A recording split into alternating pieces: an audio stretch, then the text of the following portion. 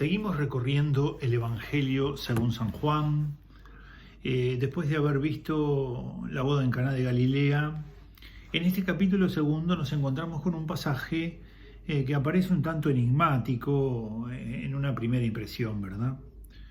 Te lo leo, lo vamos a compartir hoy. Es el momento de la purificación del templo, ese momento tan central. Dice el texto: se acercaba la Pascua de los judíos y Jesús subió a Jerusalén y encontró en el templo a los vendedores de bueyes, ovejas y palomas y a los cambistas en sus puestos. Haciendo un látigo con cuerdas, echó a todos fuera del templo, con las ovejas y los bueyes. Desparramó el dinero de los cambistas y les volcó las mesas y dijo a los que vendían palomas: quiten esto de aquí, no hagan de la casa de mi padre una casa de mercado. Sus discípulos se acordaron de que estaba escrito: el celo por tu casa me devorará. Los judíos entonces replicaron diciéndole: ¿qué signo nos muestras para obrar así? Jesús les respondió: destruyan este santuario y en 3 días lo levantaré. Los judíos le contestaron: 46 años se ha tardado en construir este santuario y tú lo vas a levantar en 3 días. Pero él hablaba del santuario de su cuerpo. Cuando fue levantado pues de entre los muertos, se acordaron sus discípulos de que había dicho eso y creyeron en la Escritura y en la palabra que había dicho Jesús. Un texto enigmático, obviamente enigmático. Este texto que aparece, como tú ves, en el capítulo segundo, en el comienzo del Evangelio según San Juan, nos encontramos recorriendo lo que los biblistas llaman el libro de los signos, lo que comienza en el capítulo segundo con el milagro en Caná de Galilea y lo que concluirá en el capítulo 12, es decir, al final del capítulo 12. El libro de los signos será el elemento común a lo largo de todos estos pasajes. Pero aquí, en la segunda parte de este capítulo 12, tenemos estos 2 momentos. También podés encontrar este pasaje en Mateo 21, ¿verdad? En Marcos 11 y en Lucas 19. Como se ve, Mateo 21, Marcos 11, Lucas 19 parecen ya mucho más adentrados en la vida de Cristo que este que se encuentra en el comienzo de la vida pública del Señor. Es un gesto profético. Evidentemente que estamos en un momento singular. El Señor va al templo y entonces ve un montón de cosas que allí están mal, que no le agradan. Y de alguna manera el juicio sobre la situación en que se encuentra todo esto, el mismo Señor lo hará. Los padres de la Iglesia que han leído este texto han comprendido la importancia de la palabra que el Señor comunica a través de esta realidad. Este gesto profético pretende, diríamos, volver las cosas a su origen. La casa de mi Padre será casa de oración.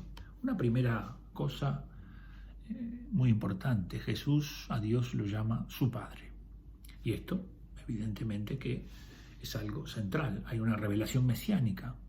Si llama Padre a Dios es porque Él es el Hijo.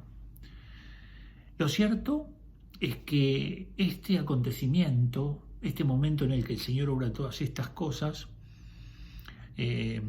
no generan de parte de los guardias del templo ninguna reacción. No aparece allí que, bueno, vieron que hacía esto, entonces reaccionaron todos los guardias del templo. ¿Por qué no reaccionaron?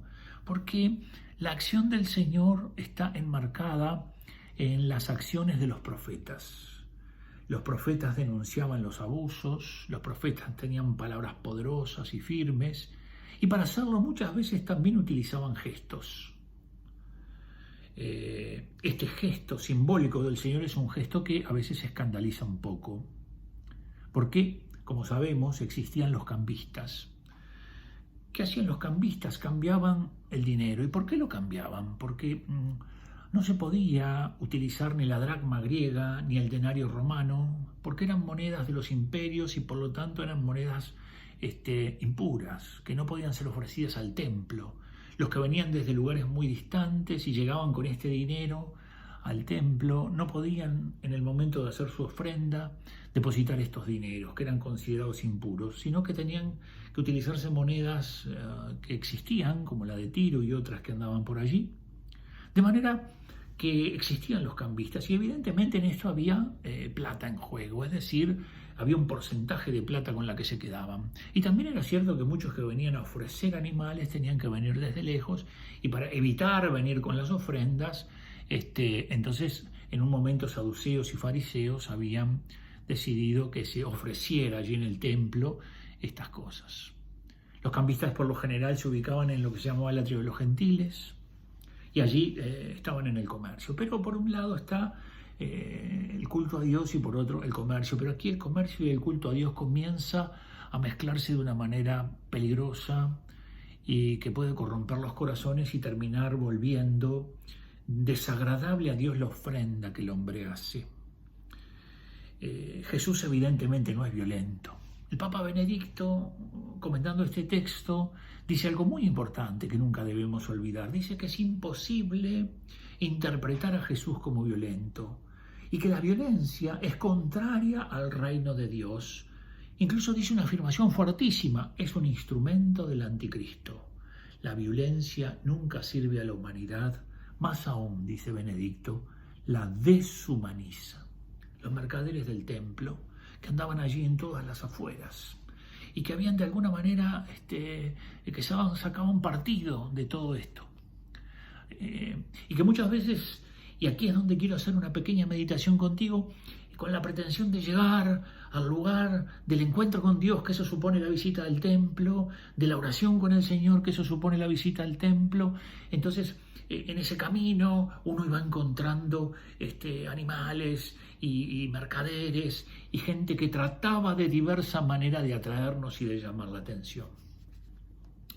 Evidentemente, hoy también cada uno de nosotros padece el misterio de estos misteriosos mercaderes del templo, que en realidad son todas esas realidades que a veces cuando estamos disponiéndonos para ir en dirección del momento del encuentro con el Señor, a través de la oración, a través del culto, aparecen tratando de captarnos la atención. ¿Cuántas veces uno había pensado en ofrecerle al Señor un rato de oración y de pronto aparecieron realidades que comienzan a distraerlo, que comienzan a atraerlos y que pueden manifestarse de muchas formas, ¿verdad? ¿Cuántas veces comienzan los pensamientos sobre cosas ricas para comer o cosas que uno podría entretenerse viéndolas en la televisión? Y esto empieza de alguna manera a debilitar esa opción que había hecho de ir al encuentro con el Señor, los mercaderes del templo, los que se encuentran en ese camino.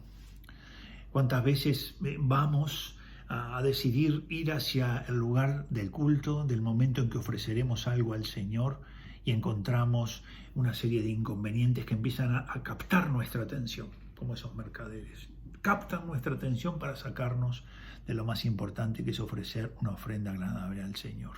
Hay una cosa muy importante, y es que, como se ve aquí, en el Antiguo Testamento el hombre podía ofrecer cosas al Señor y lo hacía.